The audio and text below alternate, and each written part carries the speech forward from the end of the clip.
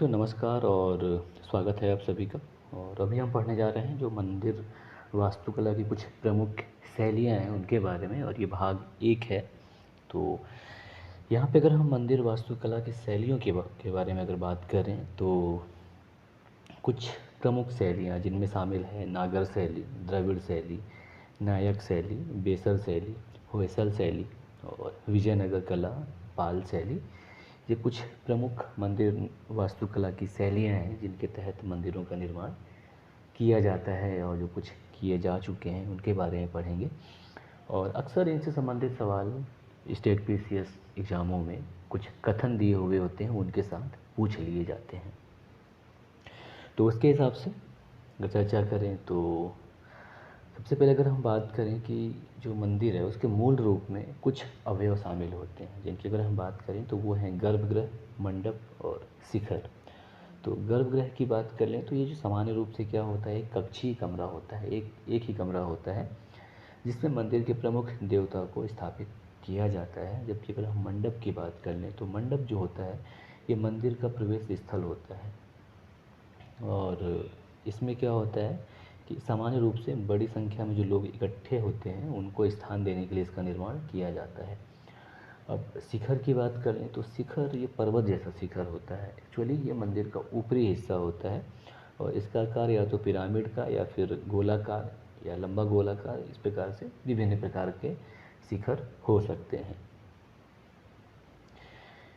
इसके अलावा हम मंदिर निर्माण की जो नागर शैली है या वास्तुकला की नागर शैली है उसकी बात करें तो ये जो नागर शैली है मंदिर निर्माण की, तो क्या हुआ था कि 5वीं सदी के बाद, ईसा में 5वीं सदी के बाद भारत के उत्तरी भारत यानी कि उत्तरी भाग में मंदिर वास्तुकला की एक भिन्न प्रकार की शैली विकसित हुई, जिसे कि नागर शैली के रूप में जाना जाता है। और इस शैली के तहत देश के पश्चिमी, मध्य और पूर्वी भागों में विभिन्न उप शैलियों का भी उद्भव हुआ। उसके बारे में भी यहाँ पे पढ़ेंगे हम। तो अगर नागर शैली को देख लें तो नागर शैली की जो विशेषताएं हैं वो कुछ इस प्रकार हैं। पहला ये है कि मंदिरों में सामान्य रूप से मंदिर निर्माण करने की पंचायतन शैली का अनुपालन किया गया, और इसके तहत जो मुख्य मंदिर होते हैं उसके सापेक्ष क्रूस आकार के भूविन्यास और जो गौण देवी देवताएं होती हैं उनकी मंदिरों की स्थापना की जाती है। इसके अलावा जो मुख्य देवता होते हैं ये मंदिर के सामने सभा कक्ष या मंडप में स्थित होते हैं। इसके अलावा गर्भगृह के बाहर नदी देवियों, जिसमें गंगा और यमुना शामिल हैं, की प्रतिमाओं को स्थापित किया जाता है। और मंदिर परिसर में जल का कोई भी टैंक या जलाशय नहीं होता। इसके अलावा मंदिरों में सामान्य रूप से भूमि से ऊंचे गए मंच या वेदी पर मंदिर का निर्माण किया जाता है। और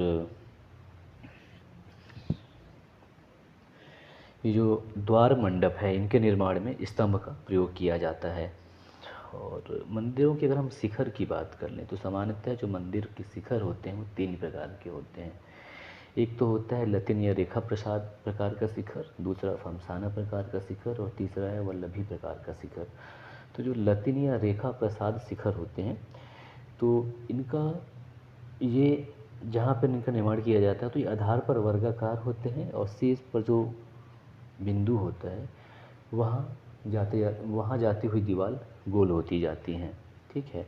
और फमसाना प्रकार का जो शिखर होता है तो इस प्रकार के जो शिखर हैं इनका आधार जो होता है थोड़ी ज़्यादा चौड़ा होता है और इनकी ऊंचाई कम होती है, और शीर्ष बिंदु की ओर जाने पर इनकी सीधी रेखा में ढलान बनाते हैं। जबकि जो वल्लभी प्रकार के शिखर होते हैं इसमें जो इनका आकार होता है ये आयताकार होता है, और जो इनकी छतें होती हैं ये गुंबदाकार होती हैं। इन्हें अर्धगोलाकार छतें भी कहा जाता है। तो ये वल्लभी प्रकार का शिखर हो गया। और नागर शैली की अगर हम थोड़ी सी और विशेषता की बात कर लें तो जो मंदिर के जो गर्भगृह हैं उसके चारों ओर प्रदक्षिणा पथ होते हैं जो कि ढके हुए रहते हैं। इसके अलावा मंदिर परिसर जो है चारदीवारी से घिरा हुआ नहीं होता, और इसके अलावा इसमें प्रवेश द्वार भी नहीं होते हैं, स्पेशली नागर शैली के मंदिरों में। अब जैसा कि आपसे शुरू में कहा था कि नागर शैली के तहत 3 उप शैलियों का विकास हुआ, जिसमें पहला है ओडिशा शैली, दूसरा है खजुराहो शैली और तीसरा है सोलंकी शैली। तो ओडिशा शैली की अगर हम बात करें तो ओडिशा शैली जो है ये कलिंग साम्राज्य जो था उनके विभिन्न भागों में मंदिर वास्तुकला की एक अलग शैली विकसित हुई। इसकी मुख्य विशेषताएं कुछ इस प्रकार की हैं। पहला यह है कि बाहरी दीवारों पर बड़ी ही मात्रा में बारीक नक्काशी की गई है, जबकि भीतरी दीवारों को बिना नक्काशी के ही इसमें रखा गया है। और ड्योरी या जो पोर्च होते हैं उनमें खंभों का उपयोग नहीं किया जाता है, इसके बजाय छत को है जो लोहे के गार्डरों से सहारा दिया जाता है। और जो यहाँ के शिखर बने होते हैं उड़ीसा शैली की मंदिर में, उनको रेखा देउल कहा जाता है, जो एक लगभग क्षैतिज छत के जैसे होते हैं, जो कि शीर्ष पर एकदम से अंदर की तरफ मुड़ते हैं। ये आप यहाँ के मंदिर देखेंगे, जैसे कोणार्क का सूर्य मंदिर है, वहाँ का आप शिखर देखेंगे तो समझ में आएगा कि जो यहाँ का शिखर है उसको रेखा देउल कहा जाता है। और ये मंदिर आप देख सकते हैं, तो जो ये शिखर बना हुआ है इसे ही रेखा देउल कहा जाता है। और यहाँ पे क्या है, एक क्षैतिज छत के जैसे दिखाई पड़ते हैं, हालांकि ये शिखर होता है पर इसका निर्माण इतना बेहतरीन किया जाता है। और इस शैली में जो मंडप बनाया जाता है उसको जगमोहन नाम से जाना जाता है, यानी कि ओडिशा शैली में जो मंडप बना होता है उसको जगमोहन के नाम से जाना जाता है। इसके अलावा इसमें जो मुख्य मंदिर होता है ये वर्गाकार होता है। उदाहरण की अगर हम बात कर लें तो कोणार्क का सूर्य मंदिर, पुरी का जगन्नाथ मंदिर और भुवनेश्वर का लिंगराज मंदिर, ये ओडिशा शैली में बने हुए मंदिर हैं। अब आगे चलते हैं, खजुराहो शैली की अगर हम बात कर लें तो मध्य भारत में जो चंदेल शासक थे उन्होंने जो मंदिर निर्माण की एक अपनी शैली विकसित की, उसे खजुराहो शैली या चंदेल शैली के नाम से जाना जाता है। और ये जो खजुराहो शैली की जो मंदिरें हैं इनकी कुछ मुख्य विशेषताएं इस प्रकार हैं। पहला क्या है कि इन जो ये जो मंदिर हैं इनमें बाहरी और भीतरी दोनों दीवारों पर बड़ी मात्रा में नक्काशी की गई है।